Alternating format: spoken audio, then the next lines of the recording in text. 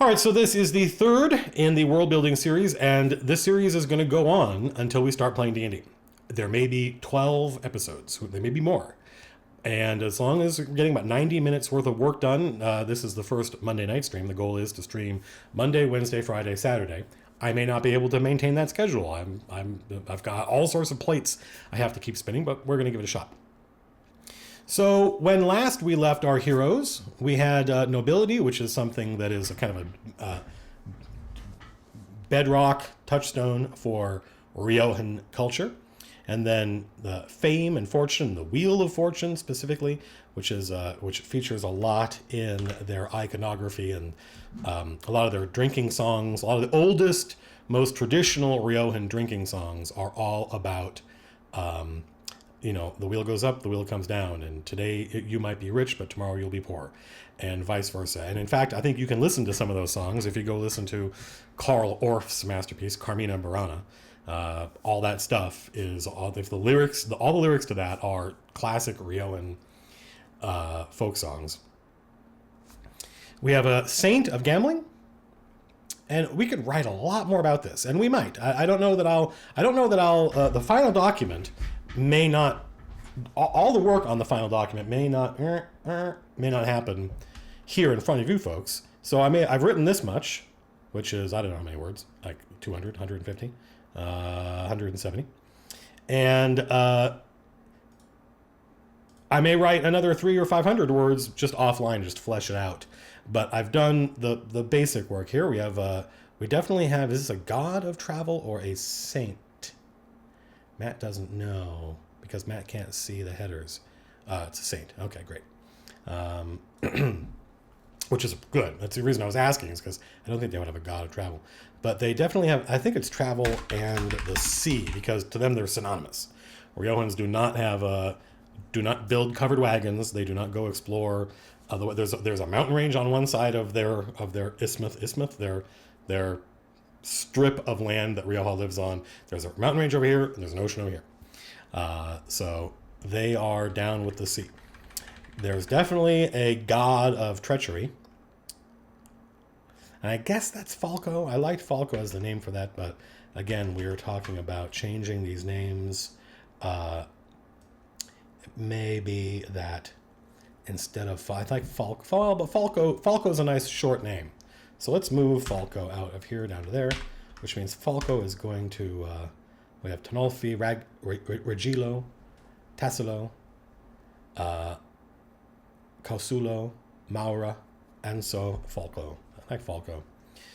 So we have Falco, but Baldassare I think we're going to change to something shorter. Maybe Regilo, Tassilo. I like Tassilo. Tassilo and Doniso. We'll see. It's not important that I fix this right now. Cowardice. So yeah, definitely treachery and cowardice are two of the gods that Riojans tell their kids stories about as warnings. So they represent the things that Riojans hate, don't like. People have asked me if I knew that Rioja is a real region in the real world, and I made all this. I invented Rioja when I was like 23 or 24. There was no internet, and I did not know. It just was it sounded like a plausible, based on my understanding of that part of the world. It sounded plausible, and it turned out to be plausible. And one of the things you learn if you expose this happened on the Collaborous stream all the time, is we would make up names. And people would go, but that name you just made up is actually this obscure anime character's name.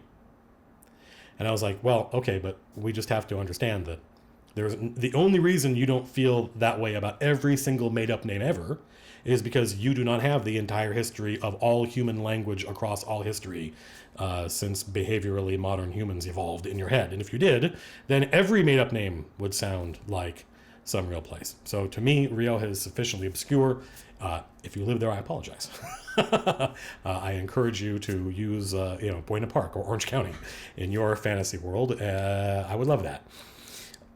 So we definitely have a Countess of Love, Romance, and Passion. In fact, do we know who that is? We have three. Let's see, Donisa. Let me write her. I just want to make sure all the information is in the right place. Uh, let's give her a name.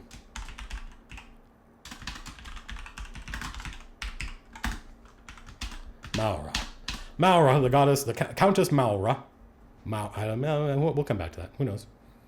No, I'm not married. I lived with names for a long time and tweaked them, and some of these names I grabbed and then I monkeyed with a little bit, just to make them conform more to my own personal quirks and expectations. And we have a god of revelry, a saint of revelry. Let's see. In fact, we can give this guy a name.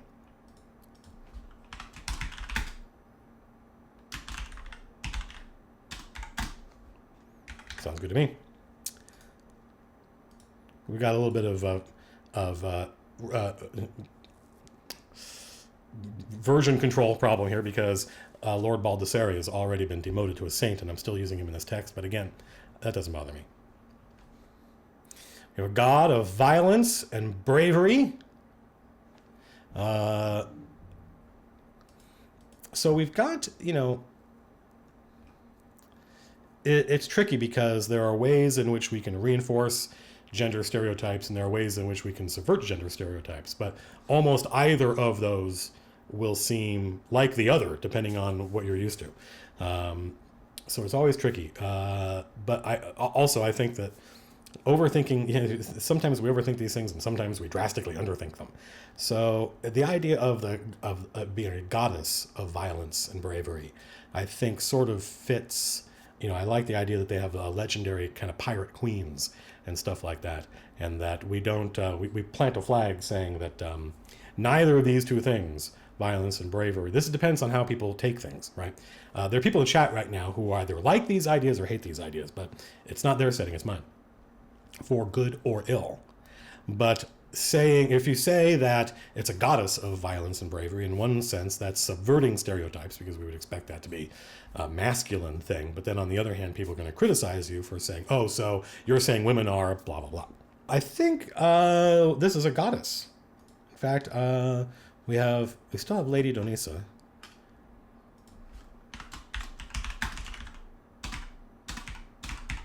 Fate and fortune. Obviously, Google's going to be like, you don't know how to spell anything. Because we're adding all these crazy... Countess Maura. Yeah, I'm liking this more. It's not pronunciation-wise, it doesn't come easily to me.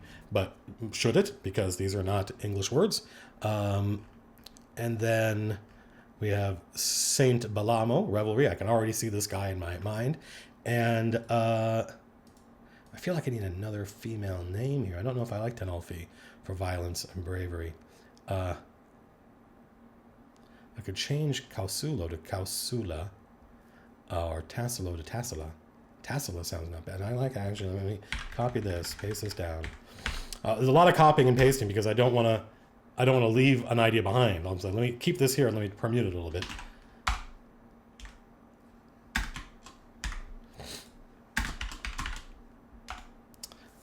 I put those little female markers in there.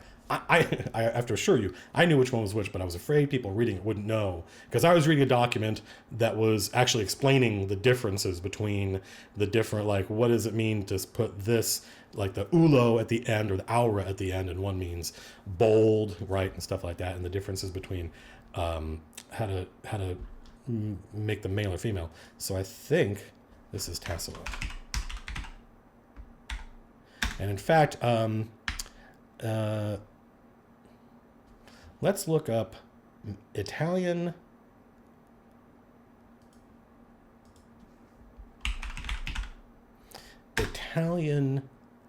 noble, medieval Italian noble titles. Let's see how well Google does here. The titles used in Sicily were Prince, Duke. I like Prince. We haven't really had a Prince. We have Lord and Lady. Duke, Marquis, or if you're English, Marquis, because they relentlessly pronounce foreign words as though they're English. I like Marquis, and I think we can say the female version of that as Marquessa,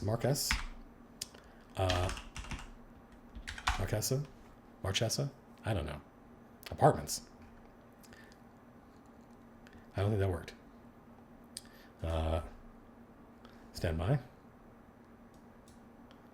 I want to make sure I'm not obscuring something important.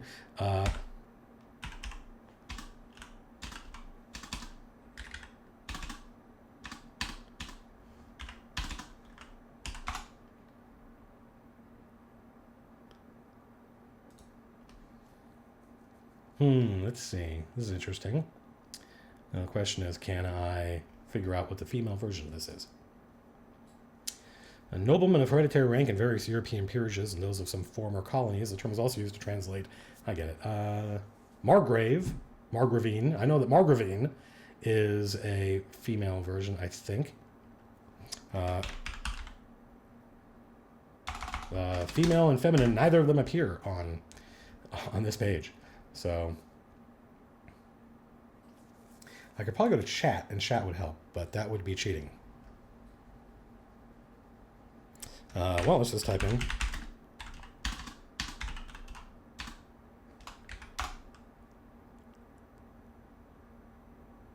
Ha!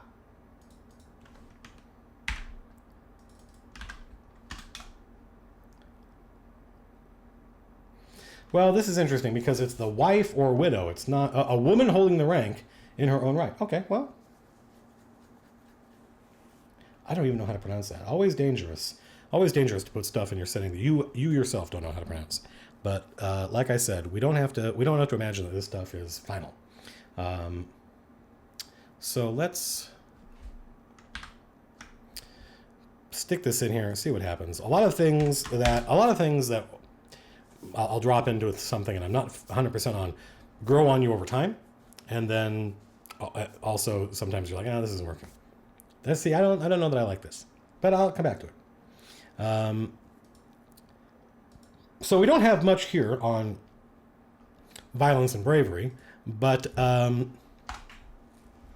we need more. So we need more. How close are we to being done on this document? When it comes to gods, we're pretty close, but we're going to want some more saints in here, and that's probably going to be what we're doing tonight. Spontaneous violence is virtuous. Follow your heart. Don't think over much. If a man insulted you, take off your club. Slap him. Draw your sword, sir. Or by Tassila, is it Tassila? By Tassila, I will scar a coward. There we go. Well, we got that.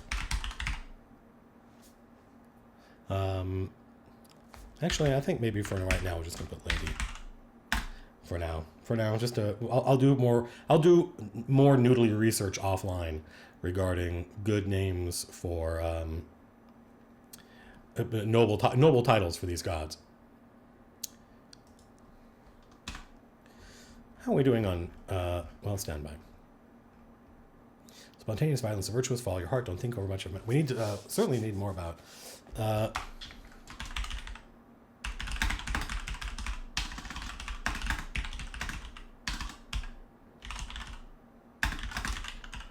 violence and bravery are close cousins in Rioja, two sides of the same coin, or there being so few of us, the same side of two coins.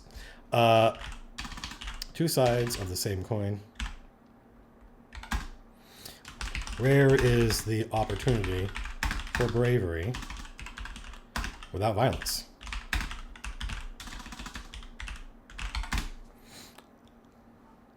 Let's see.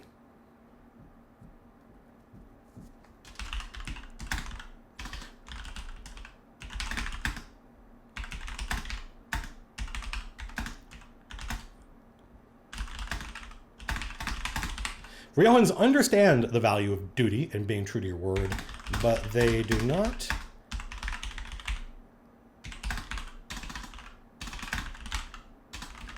mythologize it over much the way Vaslorians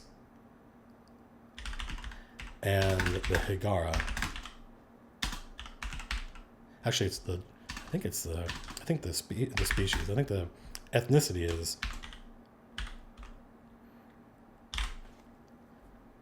But I think that's obscure. I think it's like Teves Gold. Vasloria is the region.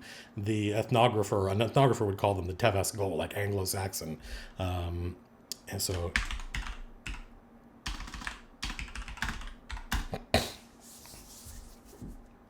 So I'm not sure what that has to do with violence and bravery. It was just something that was in my head, and I want to make sure it got written down.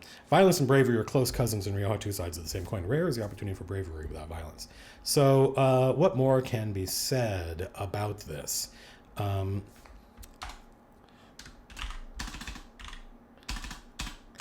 coward in Rioja is someone who thinks something but does not say it. Who hides their meaning. This, I'm reminded of like the Three Musketeers. I think there's a lot. In fact, I think I used some Three Musketeer art in the campaign document that I sent out. But also, I think isn't the who is the Stephen Bruce?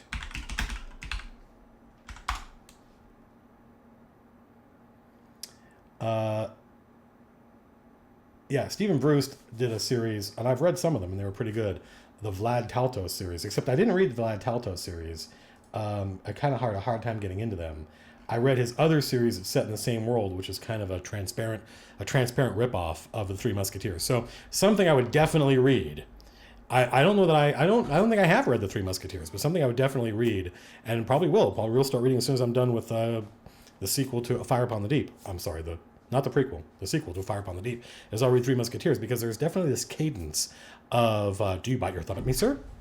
There's a, well, then tell me how I have. Have I offended you, sir? Well, then tell me how I have. Right? There's a phraseology, there's a way of constructing thoughts, and they live very much on the surface, Riojans do. They don't trust people who think one thing and say another. Who hides their meaning. A brave who says what they think. Damn the consequences. I must have got a lot of writing done today, because I'm like Saturday when we were doing this, I hadn't written all day, and so I was rusty. A coward in Rioja is somebody who thinks something but does not say it, who hides their meaning. A brave person is one who says what they think. Damn the consequences.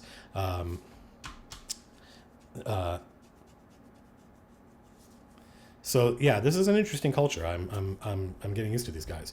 Again, I feel like there's more to say here. Okay, well.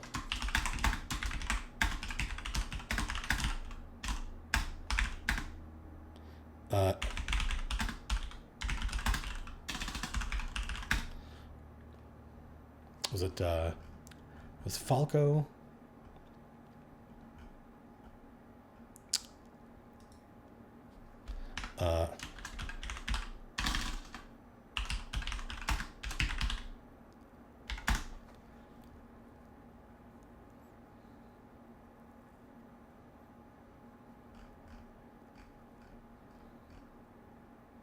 Was it okay? Stand by.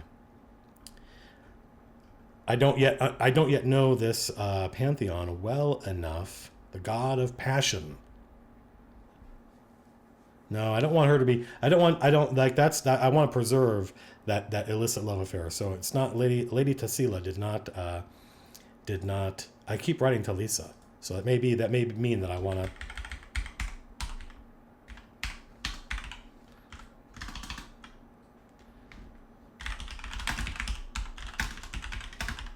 Falco.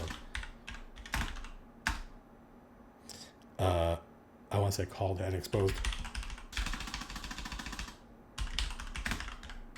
So I think what I want to say here is that there was some cost that Lady Tassila, seeing this plan and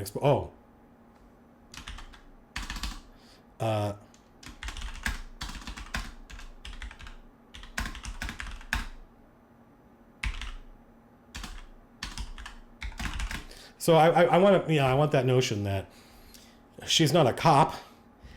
Her exposing this plan cost her something, but she did it anyway, because that's, that otherwise it's not brave.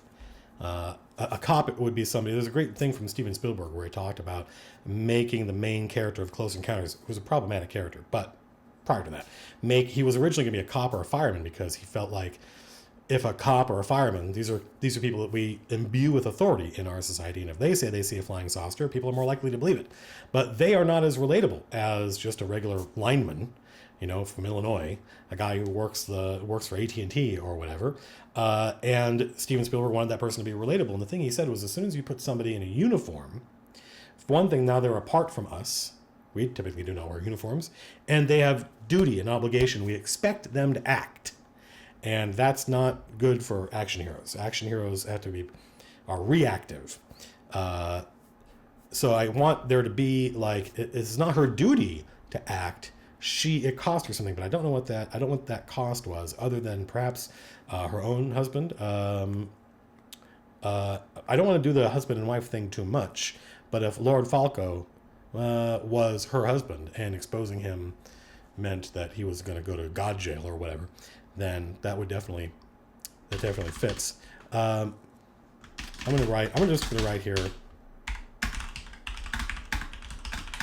I don't know what this cost was, but so let's see. Violence, bravery, art. You know what we'll probably do? We'll probably go to chat, maybe even later today. It's only 6:30. We still got another hour. And start asking about saints, because we want to make sure that if you were going to play paladin or cleric or whatever in Rioja, that the domain that you're looking for, they don't call them domains anymore, do they? I don't remember. It would still be in here. So we have art, the god of art, Causulo.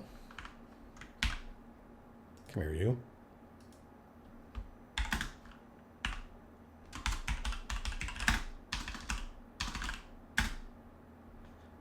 Actually, what was the problem I was having with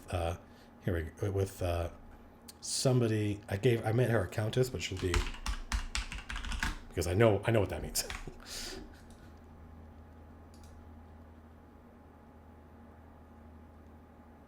Did I spell troubadour wrong? Yes. Let's see.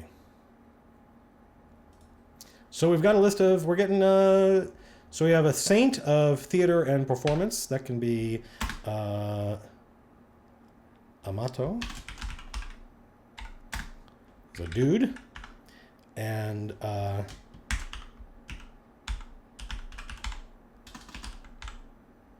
Diamentum. Might be a better formulation for that.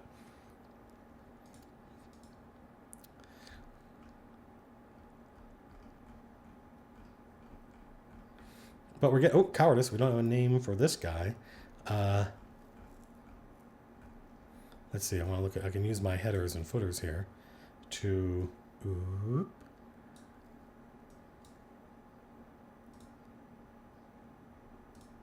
see, now if I just collapse my headers, I've got a list of the gods. Can you guys see that?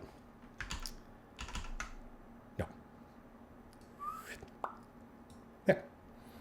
So this is one of the ways that, so we're missing this guy's name.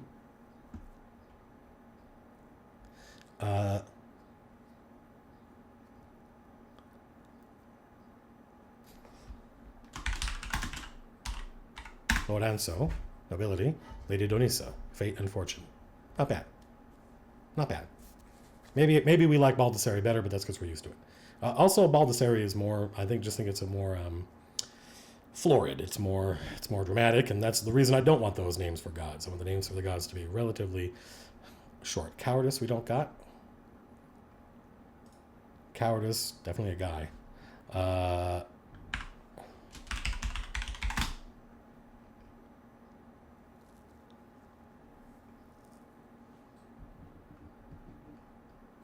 Love, romance, passion, violence, bravery. Riojans, I believe Rinaldo de Marici talks about this.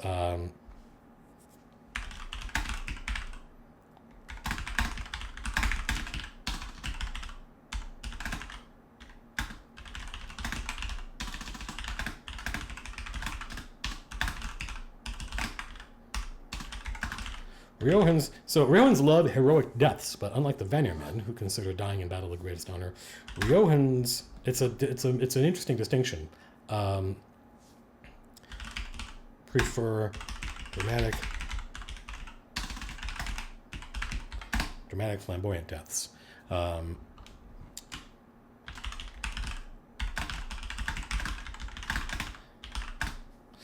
saw people online.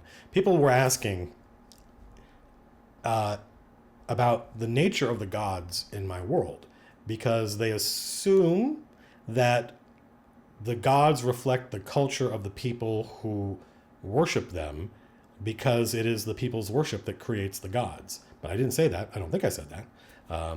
It may be that the people are emulating the gods. But I will say that where the gods come from is a long mystery in my game, and something that players have never shown any interest in. I've never had any players who were ever interested in any gods, and I've DM'd for I don't know how many people, a lot since 1986. I've never had any players, regardless of what setting I was running, even if I was running Forgotten Realms or Birthright, it's not something that any of the players I've ever really got into. It was purely just, what do I have to take to get the powers I want? So, in spite of there being this kind of core central mystery, because I've never made it the subject of an adventure or a campaign, it's not something that players have ever wondered about. Riohans love heroic deaths, but unlike the Vanir men, our Viking analogs, who consider dying in battle the greatest honor, Riohans prefer dramatic, flamboyant deaths. I think the difference is an audience. Violence, battle are common to both, but Riohans prefer an audience and, ready for this, a solo performance.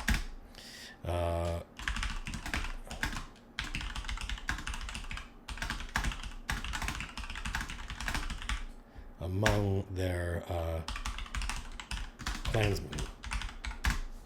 There are many clans in Vanir, in Vanagar is what it's called. So I feel like we've fleshed out violence and bravery a little bit. Margrave Casulo, art. Art is an end to itself. Notice we don't have any depictions of these characters. We haven't described what they looked like yet, but hopefully we can imagine all of these gods would be dressed like medieval, really expensively outfitted medieval Italian, Venetian, Florence, that kind of thing, nobles.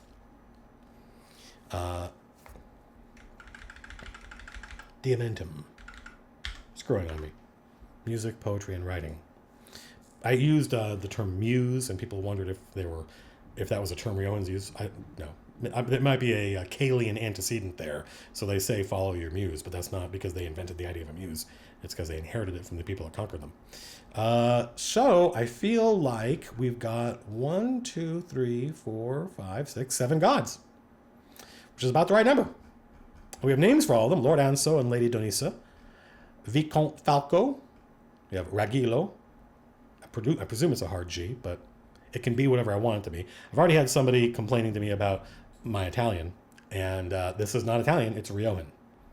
And that may sound glib, or it may sound like a cop-out, but I think it betrays a deep truth about fantasy world building, is that part of the fantasy is, and part of the fun of it, is doing it your way and doing it yourself and being inspired by real world stuff and sort of cheating, because hundreds or thousands of years of human cultural evolution have produced words and terms that sound plausible because they are real.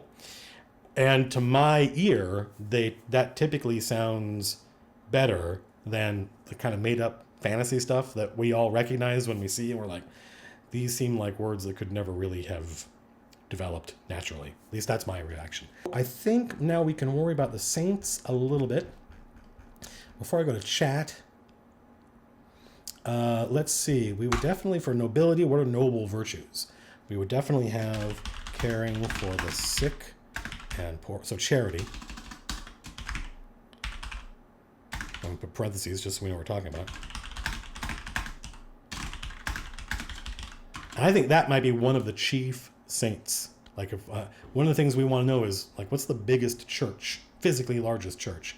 in Rioja, because that's going to tell us a lot about that city. I want to say in Rioja, I mean in capital. 6:41. I'm getting ready to check in on chat, see how they're doing. Charity is a noble virtue. Duty certainly is. There's not a god of duty, but there would be a saint of one. Charity, duty, the tradition, holding up the traditions would be one of them, but I don't think that's feudalism would be one of them, but I don't think they would have a god of that. Let's go and let's see what chat has to say. What about saints for professions? Yeah, I think we need that, but I think they're adoptive. I don't think that there is a saint of sailors. There's a god of travel. There's a saint of, there might be a saint of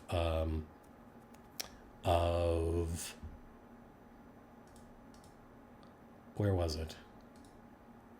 Saint of travel and the sea, and so she would be the saint of sailors, but that's not her title. Will saints here still be referred to as such? Yeah, don't forget that this whole planet was conquered 3,000 years ago by the Kalian Empire, so they share a lot of, they all speak the same language.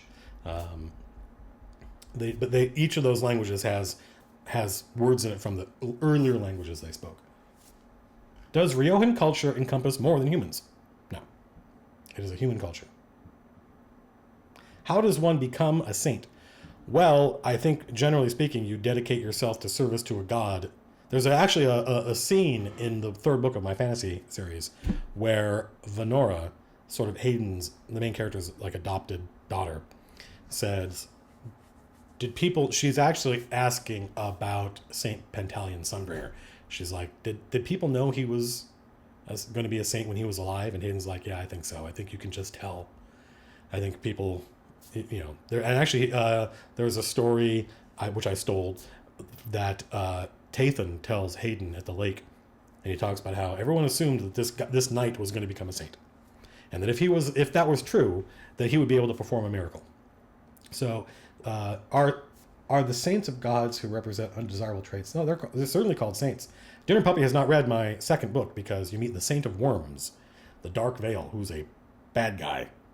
He's a super, super bad guy.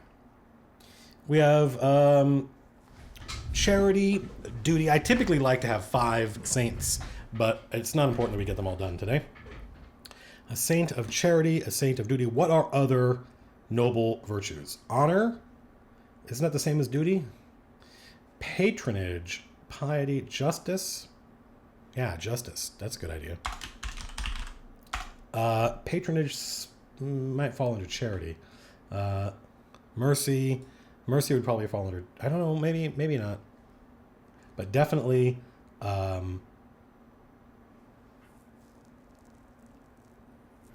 people seem to like mercy. Hospitality, I think, is charity. In fact, I think this saint has hospitaliers as knights. Chivalry is an alien notion to Riojans. It's unique. Chivalry and Bushido are unique to Riojans. Would be like, you guys have too many rules. Compassion, that would be charity. It would definitely be charity. Knowledge is good. Knowledge is good. Where would knowledge go? Art, probably. What would noble virtues be? What would Lord Anso be about? What would the Riojans expect a noble to do? They'd be charitable. They would fulfill their duty, and in fact, it's in Riojan culture that would be like, oh God, okay, I'll do it. That's why being a noble is not always it's often a burden rather than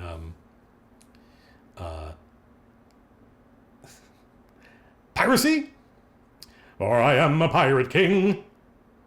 It's the same as a Pirate King song. With cat-like tread, upon our prey we steal. I actually think ambition. Somebody wrote ambition. Put that in here. Yeah. I think that's something that definitely calls out Rioja as being different from Vazloy or pretty much anywhere else. Do you consider luck and chaos the same? I don't know. It's a good question. So we'll definitely have a discussion about, in fact, we'll probably do it right now, fate and fortune. Let's talk about that. So we've got some principles here for charity, duty, justy. Charity, duty, justice, which is also going to be like law, civic law. mercy, ambition. But I think Lord Anso is like dead. I don't think, or something's happened to this guy. He's not. He's in torpor. We'll definitely have a discussion about luck, fate, and fortune. The Vikings, which is itself a misnomer. I think Viking was a job. You would go a Viking. The Northmen, that culture, definitely felt that luck was something you had. It was a possession. It wasn't chance. It wasn't just probabilities. It was something that came to you, and you had it for a while, and then it would be gone. And a lot of their language, and you see a lot of this actually in The Lord of the Rings, because don't forget that he borrowed a lot of that stuff. In fact, the Beowulf characters, the Beowulf guys in Lord of the Rings, the language they use betrays their notion of how luck works. It's the thing. These guys don't feel that way. These guys don't feel like luck is a possession, and that you get it, and then you've got it for a little while, and then it leaves you. I think they think of it as the will of the gods. There are these characters watching them and giving them favor if they do the right things. Is Ansel the Lord of the Dead? I don't know. That's a good question. Maybe. Who are the saints of fate and fortune? We definitely have a saint of gambling, 100%. We have a saint of travel in the sea, so this would be gamblers. No, I think dueling is courage. In fact, let's not get too caught up in.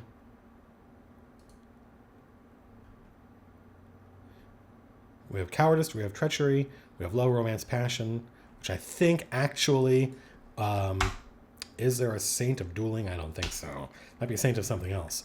But a saint of... Shit, I forgot what I was saying. Saint of fools. Yeah, I like that. That's definitely gambling, travel in the sea, fools. I just want to make sure that fools are those who tempt fate and who aspire to tempt fate and push their luck and know their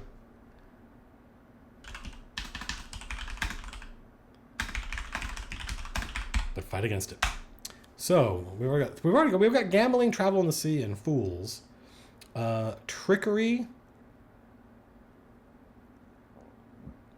treachery. But somebody was saying God of Masks, a saint of masks, and I felt like that was a bad suggestion only because it's an object. Actually, no, theater would definitely be pretending. You see how this is working, right? We already have a saint of theater. So this is great, by the way. We have great saints already. We don't have names, but we've got a bunch of them. Beauty. Actually, shut up. Shut up for a second. I'm going to put beauty in here because I think that it's beauty, but it's not. I don't think Vaslorians would put the saint of beauty, if there was one, under fortune and fate. But I think that Rioans know that, like, you're beautiful, you're handsome now, but that's just a joke the gods played on you, because in just a little while, that's all gonna go away, and your pumpkin's gonna turn into a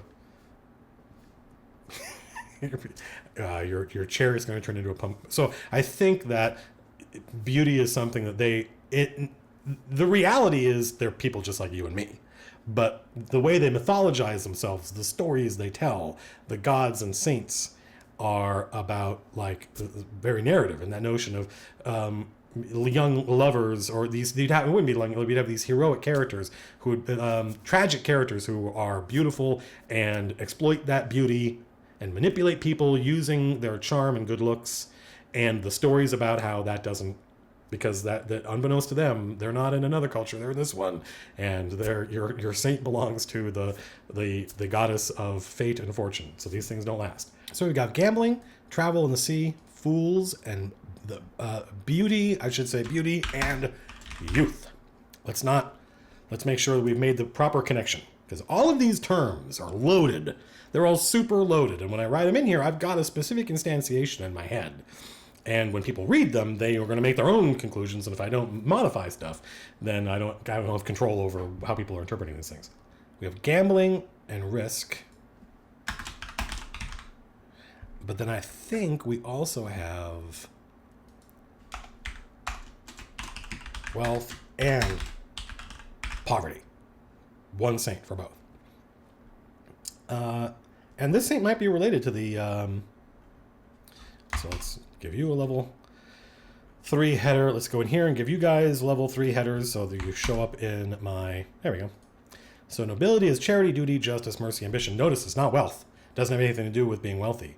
In fact, I suspect that nobles are expected to look rich, but often are not. Because observe, they consider wealth to be, it comes and goes. But they also feel that way about nobility. So it's part of the same cycle. There's a reason that the goddess of fate, fortune, and luck is married to the god of nobility, because they go in cycles. So I feel like we got saints for the first 2 gods. So we've got 7 gods, and we've already got 10 saints. We just need to come up with names for them, but I can do that offline. You guys don't need to. Now let's work on treachery. I like illusion, actually. Although there might be a better way of putting that. I think we might also have, this is maybe getting too specific, the idea that, I don't know,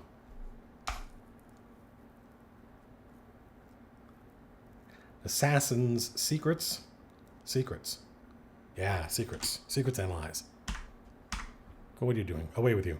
Strange, secrets and lies. And some of these, so I don't know why I put blades in there, but we'll see. The assassins would have a saint, and it might be the saint of blades. It might be the blades. Wait, hang on. Well, we'll see.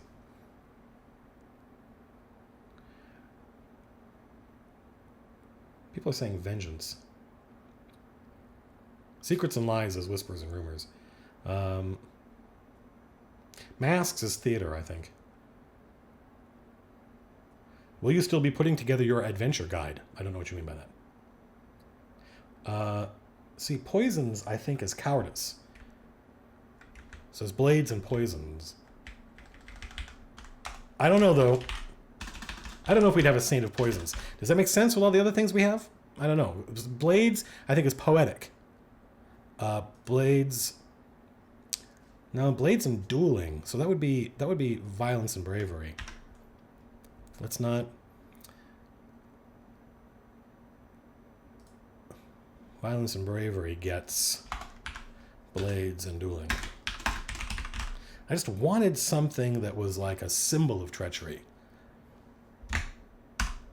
And I don't think poison is it.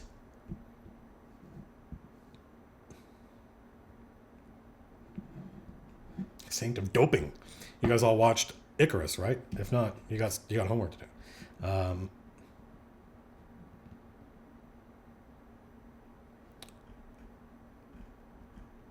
We got illusion. We have secrets and lies. Lies and illusion. I feel like.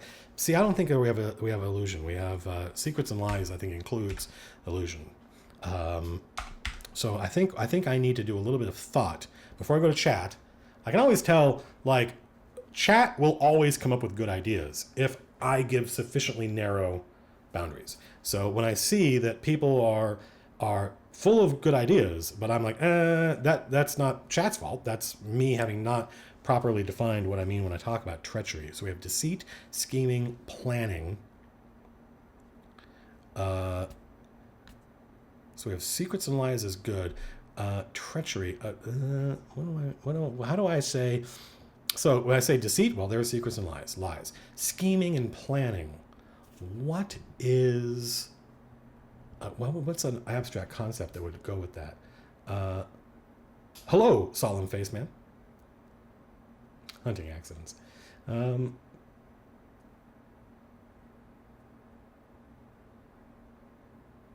No, they wouldn't have. They wouldn't put.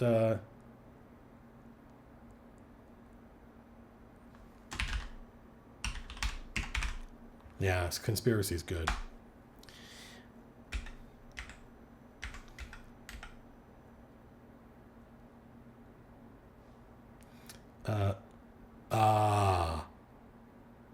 Are you ready?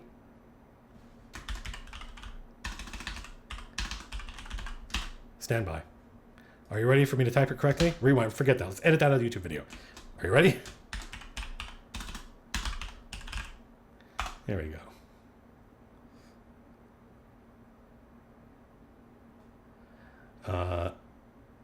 A saint of patience, biding one's time, fuming, right? What does that? What would that mean to a Rioan? To a Vaslorian, it might just mean you're a very prudent person. It's good to plan, but to a Rioan, they'd be like, "What's that guy up to?"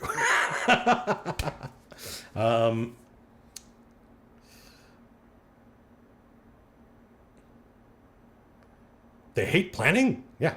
Well, I mean, there's always a danger with this stuff, especially because I am sitting here in a position of authority. Hi, I'm Matt Colville. And so when I say things, people want to take them in a very literal way, but I don't. This is a human culture. The way we mythologize ourselves is not often, it doesn't often bear close examination, speaking as an American. The way we mythologize ourselves often doesn't have a whole lot to do with the real thing. So yes, Rioans don't like planning. They think that it's weakness. They think that it's inauthentic. They think that that's why violence and bravery are positive things for them. Hello, whoa, what's going on?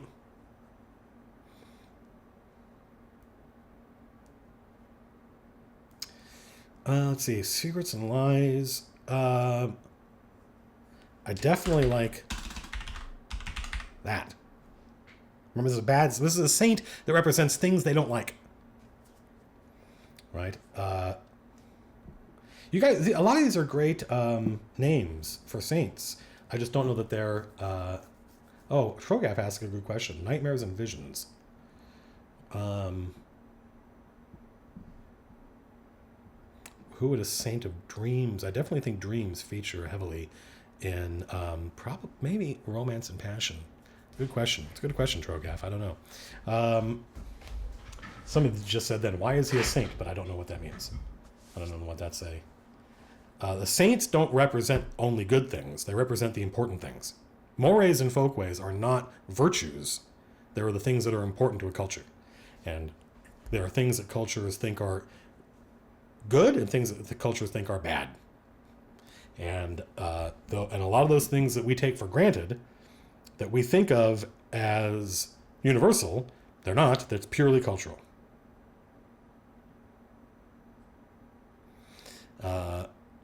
My Twitter blew up today because Matt Mercer retweeted me and tweeted at me, and that guy's got like 400 million followers. We've already got a saint of lovers, I think. Love, romance, passion. So we're doing pretty good on treachery. Man, this is great, actually. This is going to be a great pantheon. And if there are people watching either live right now or on YouTube that are like, this is boring, I apologize, but this is my process and it's working. Because I really am looking forward to seeing, because these saints are going to get names and titles.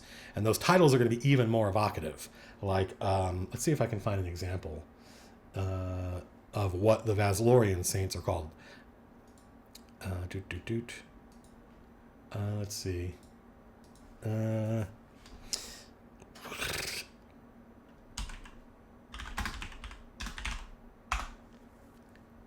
Stand by.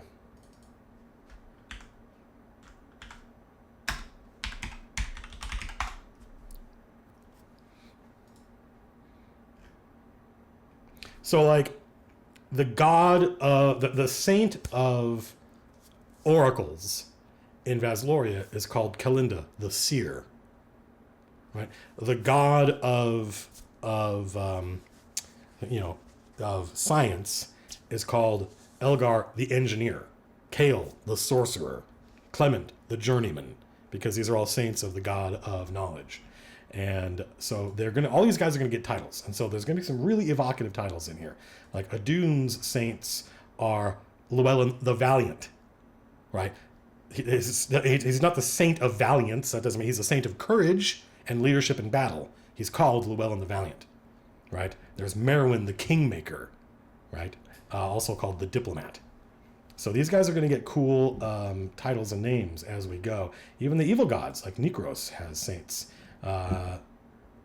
Thomas, the Judge, all because he was a judge in life and was that kind of stuff. So, secrets and lies, conspiracy, patience, blackmail. What else do we inspire? I feel like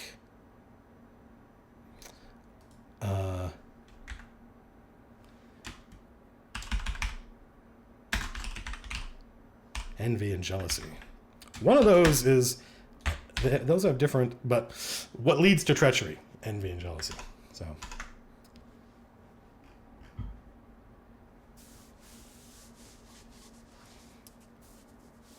Matt the Greedy. I assure you, if I were greedy, I would have sold out a long time ago.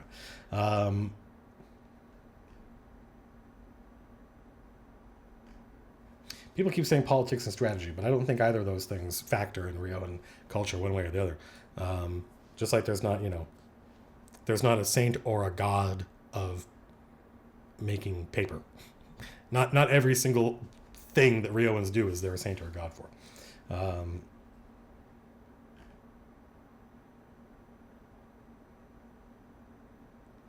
So let's see. So we've got some ideas here.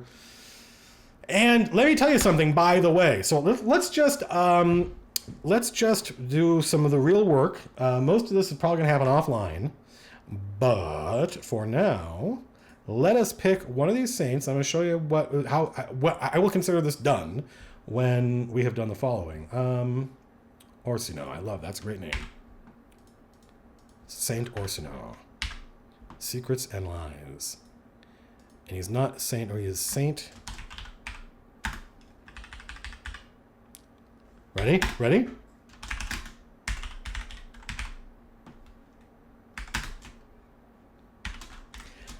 This saint is done, as far as I'm concerned. I know what he's the saint of, I know what his name is, I know what they call him, and I know what portfolio he falls under. And at that point, I'm done. I'm not going to work on this guy anymore. What'll happen is people will come to me and they'll say, hey, I wanted to play a paladin with the oath of like this thing. And I'll go, Saint Orsino, or, I'll reverse engineer that stuff. So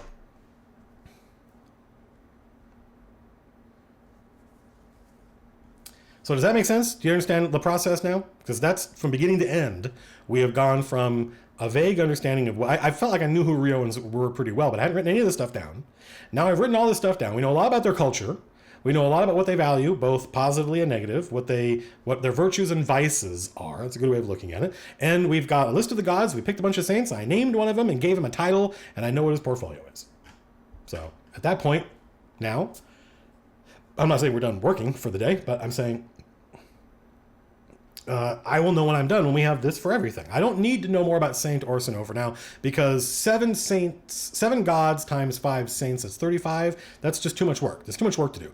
And what I want players to go, ooh, the saint of secrets and lies is called the Diplomat, Saint Orsino. He sounds cool. You like that? Let me go do some work on him, and I'll go flesh it out. So it's that kind of meet me halfway thing. I'm gonna do all this work, and then the player just has to go, ooh, that's cool, and I'll go, oh, wait a minute. And then I'm done with that guy. I'm done with that guy. Are we playing that hack later? I don't know. Save your work. Word has autosave. Everybody relax. I don't know why all of a sudden people got save your work became a thing. They're all devoted to saints. No cleric, or no. Worshiping a god doesn't get you anything. Gods don't grant powers. They make saints to do that. So I'm not going to do that for everybody. We've got more saints to figure out the portfolio of. So now we have the god of cowardice. So we would have fear. God of poisons. I like that.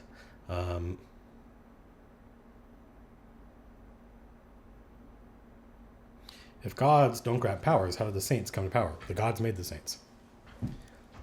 There are rules. There are rules for these things. I like ignorance is ignorance is funny. I don't think they think anger is not a bad thing. Anger is being hot-blooded. Get angry. Be angry. Just then act on that. Don't bottle it up.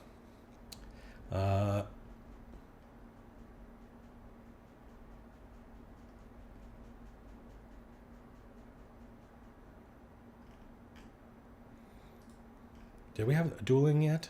We have Rivalry, we have Blades and dueling. Yeah.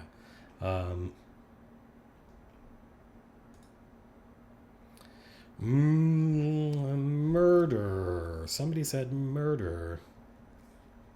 Silence. I like silence. Right? A coward is somebody who doesn't speak when they're supposed to, when they should have.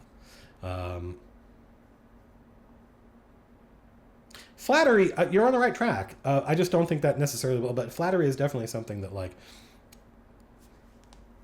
lawyers. I don't know, like, yeah, first we kill all the lawyers. There was a time in American history, and now I feel late lamented, where I think it was Edmund Burke wrote about how there's never been a people on Earth ever in history. Of course, how would he know? But speaking, who knew their rights as much as Americans did. He was writing right after the American Revolution. But every revolutionary culture, every time you and your generation get the chance to make a new government, and it cost you dearly and you had to pay for it in blood, that generation knows their rights super, super well. And they are a generation that understands the law and what can be done with it. And then every generation after that, it becomes less important because, I mean, my iPhone works and I have Spotify, so who cares? So I don't think these guys mythologize lawyers the way Shakespeare did. But I also don't think that the law is something that we need to have. We have justice, but I don't think that hiding behind the law might be cowardice. Yeah, hiding behind the law might be cowardice. So I think maybe a lawyer saint. Maybe. A good friend of mine is a lawyer, and I don't want him to feel bad. Spies. A saint of spies. I don't know.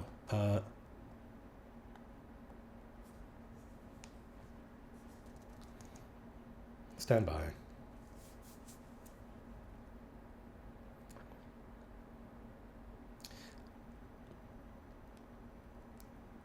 Well, people said inaction. We already have patience, and I think that would be semiotically what they would mean. No, they don't have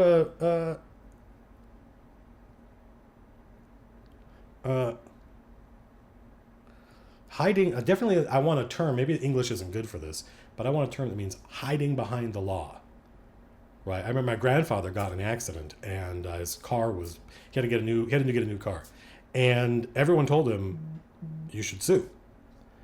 Because of the specific instantiation of that accident, not just because he got in an accident, but the specific what happened.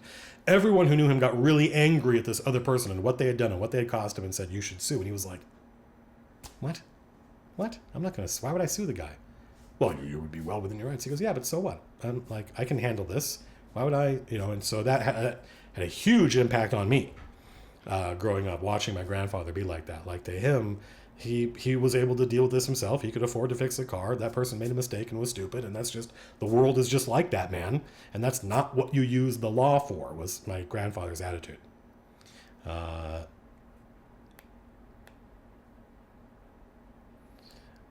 not like loopholes. Like, instead of acting, like, I think we have this in our culture where we should deal with this man to man. But you went and said, "I'm going to sue you and get a lawyer." And it's like, oh, Christ. All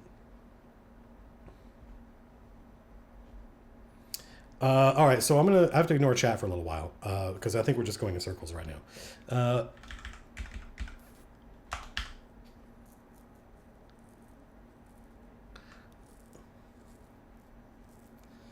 I feel like hiding, shadows, but I feel like this saint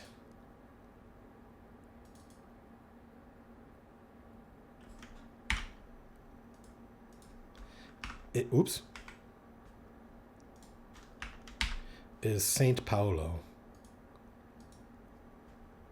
the lawyer.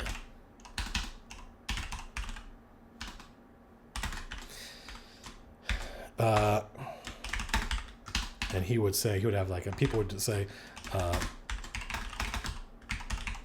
it's a shadow. It's something. Don't count on it. Don't rely on it. Make sure this gets the proper header, so that the text underneath it does not disappear. So I feel like that was good progress right there.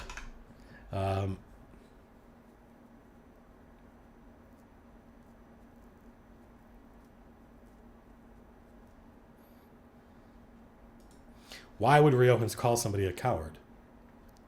Because they didn't stand up to their actions, right? That's fear.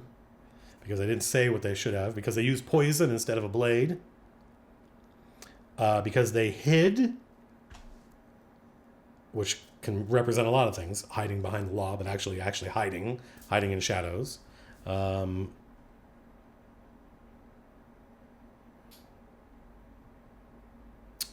said greed. By Dark Red Dragonfly.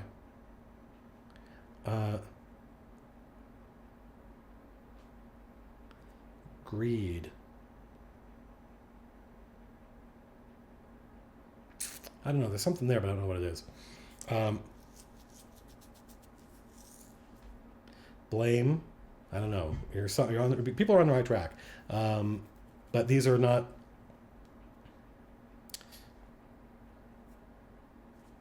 Is there a word for for letting someone else take the fall for you when you should have done something? I guess that's fear.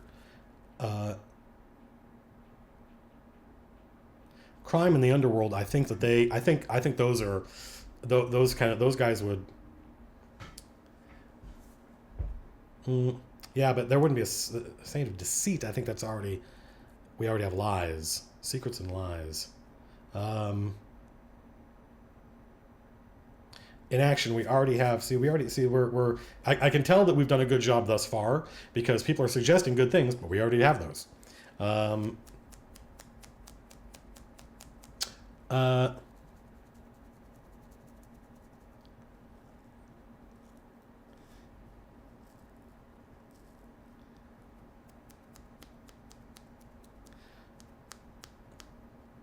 There are non-humans in the world, but humans are the main focus. Correct.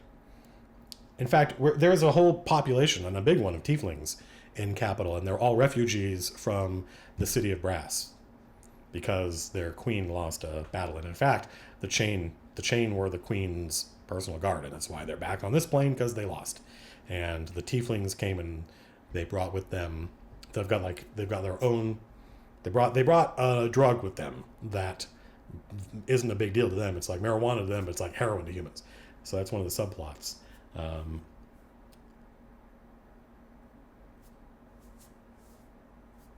I don't think, yeah.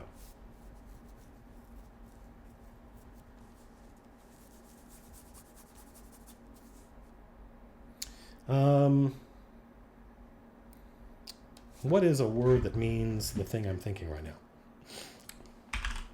To the thesaurus. Never be afraid to use a thesaurus.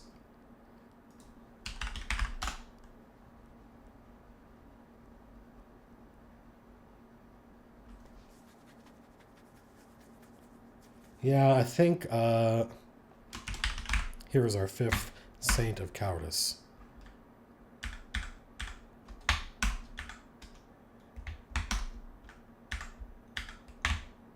Poisons, by the way, is specifically, you acted, but you used the coward's way. Where was your blade, sir? Now, you waited and you went and concocted and got an alchemist, and come on. That features in a lot of their plays and operas and stuff like that. People are poisoning each other all the time, but those are the villains. Right? So remember that we're not just listing virtues, but also vices. So I feel like we've got poisons, fear, silence, hiding, shadows, and sloth or sloth. And now let's move on to love, romance, and passion. How do you folks feel? I have no idea how many people are watching, by the way.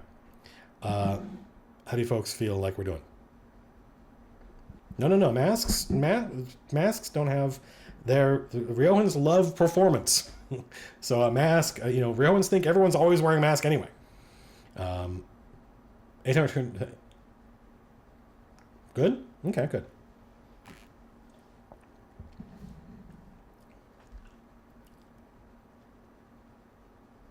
So it's almost 7:30. We've got 15 more saints to do, of whom 1, 2, 3, 4. So we have 11 more to do. I don't think we're gonna get them all done tonight. But let's keep going. Let's see how violence and bravery, blades and dueling, which is as close as they get, I think, to elevating warfare. They have armies. Typically, the dukes are responsible for raising armies and fighting, but it's not something like Vaslorians fucking love organized warfare. Riohans are like, well, I mean, you got to do it, but it's not something they mythologize. Yeah, well, there's way more saints in any given culture than there are players with clerics, right? That's the goal is to make it seem like a self-consistent world with a lot of detail. It doesn't have to be everything. Notice that we stopped with Saint Orsido as soon as we knew his name and his portfolio. I might go in if I were, because I'm going to present this to the player, because I'm doing this, because of the Kickstarter, $2 million, what? I'll probably do a little bit more work than I would normally, right? So maybe I'll go through and try to figure out exactly which domains each god handles, because I want to make sure that the players don't have to do a lot of work. But typically what I would do is I would just wait for somebody to say, I want to play a cleric of this, and I'll go, oh, that would be this saint or this saint or this saint or this saint. What do you like? And they'll go, ooh. And if Riohans don't plan, they plan all the fucking time, right? It's just not something that they mythologize about themselves. So relax. Don't ever say Riohans don't, or Riohans always, if you're being literal, because this is all, what do they tell their kids? Stories to their kids. Think about the stories you were told when you were a kid and how they were all lies. But there were important lies that we tell each other. Saint of Honesty. Look at that. Yeah. Got it. They would think being brave is definitely being honest.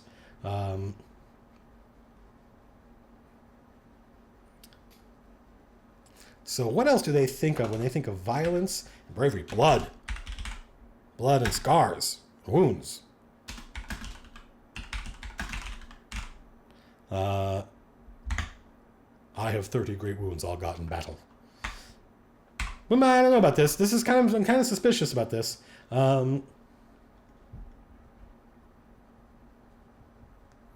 We already have truth and honesty here.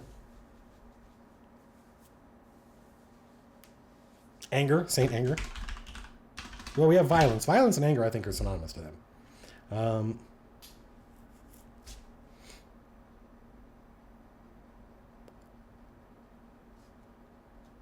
Isn't in the end that the real truth? The answer is no. Loyalty.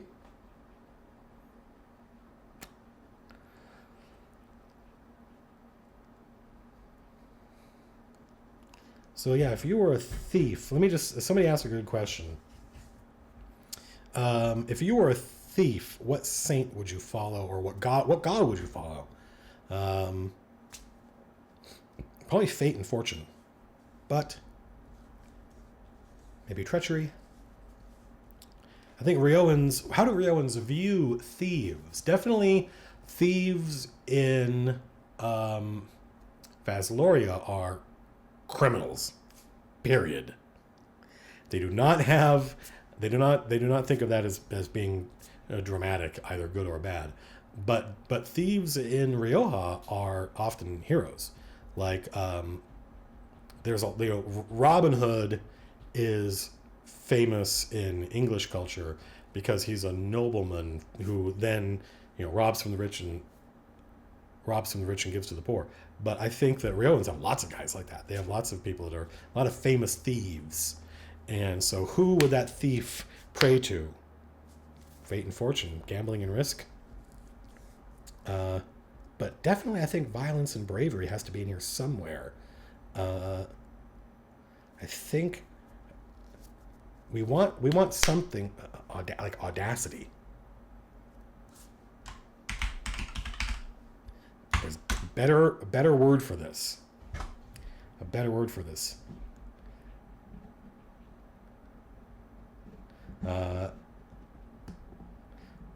I'm curious as to why are people hyper focusing on the planning thing. That's so bizarre to me.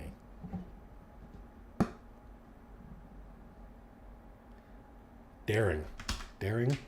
Daring's better.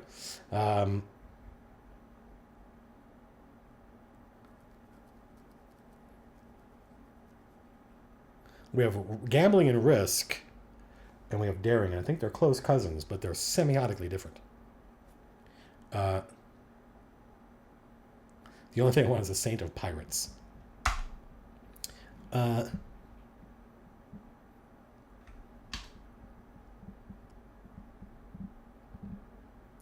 wait.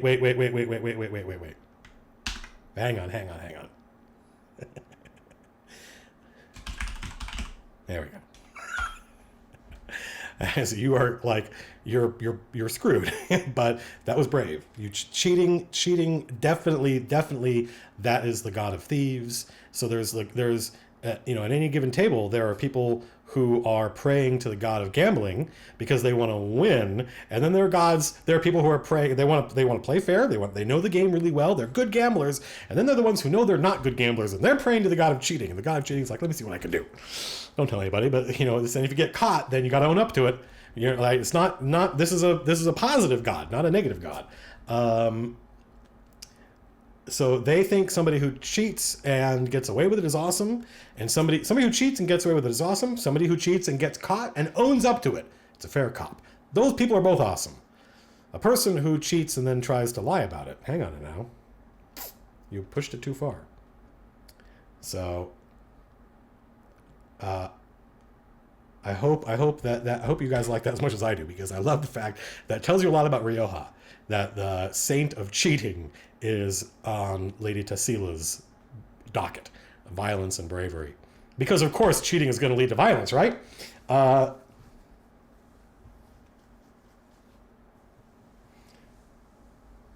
want to do a family tree for all this and see how these guys are all related to each other. Because there'd be all these connections that people would be making. Like, well, don't forget, these two gods are related. They're all related, but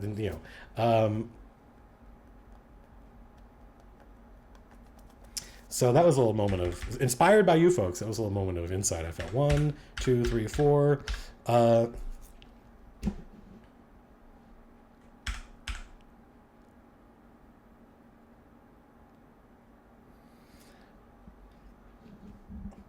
Now I want to live in Rioja. Thumbs up. Me too. I think magic is definitely under art. Magic, lore, and knowledge. Because I think they're like, Rioans invented calligraphy. If you're going to write something, it's got to be beautiful. Why? Because it's all part of art. So we're done for today. I want one more god for bravery and violence. Dueling. Actually, let's put of these two, one of these is more important than the other. Dueling and blades. A symbol would be blades, but god of dueling, and really a god of like, let's resolve this the proper way. God of honesty. God of blood, scars, and wounds. You can imagine this would be a god that'd be all cut up and healed up several times. Maybe an old man. Like somebody like Audu Abutai. Cheating. Why do people keep saying strategy? Get out of here.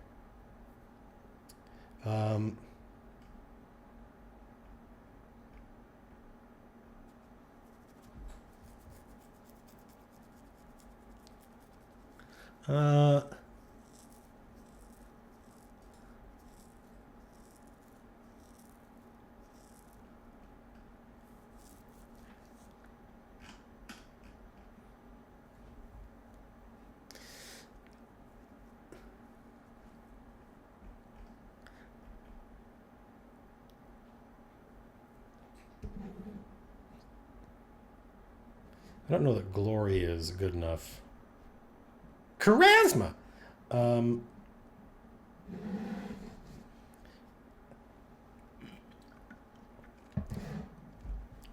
I just don't think Riohans make great strategists. I think the best strategists I think are Vaslorians, but Vaslorians and the Corsair, the Hussar. The Hussar invented chess, and they're great strategists. But Riohans, it's not. They can wage war. They're just they're more likely to engage. They're more likely to engage in like guerrilla warfare. Somebody just said something that I like. Death. Because what happens if you live a life according to violence and bravery? You're gonna die. Right? You're gonna die. You might as well do it. You might as well go out with a bang. So to them, death would have a more theatrical, positive attitude toward it. So I feel like we got this guy done. And that's probably where we're going to stop, because it's 7:30. We've been doing this now for a while, and we are close to the end of this document, or at least the first draft.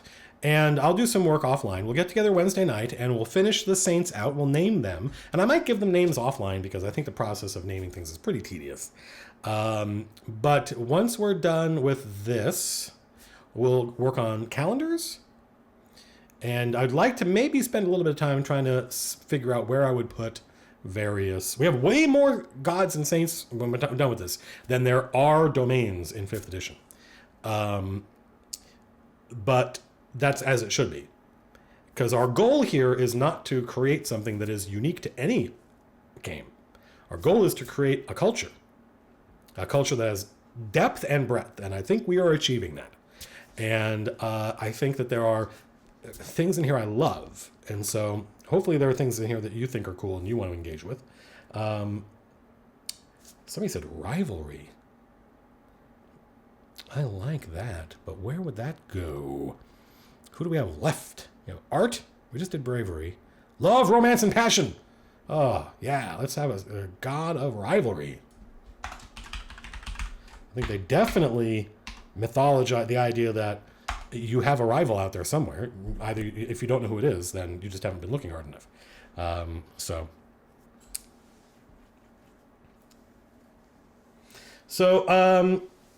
We're going to stop. We just added another saint, so we only have a few more left. And we may discover as we go through this process that there are obvious holes, that there are things that we all understand Riohans would embody in their art and culture and stories that they tell, both virtues and vices, that are missing. In which case, we're going to go back and do some revision.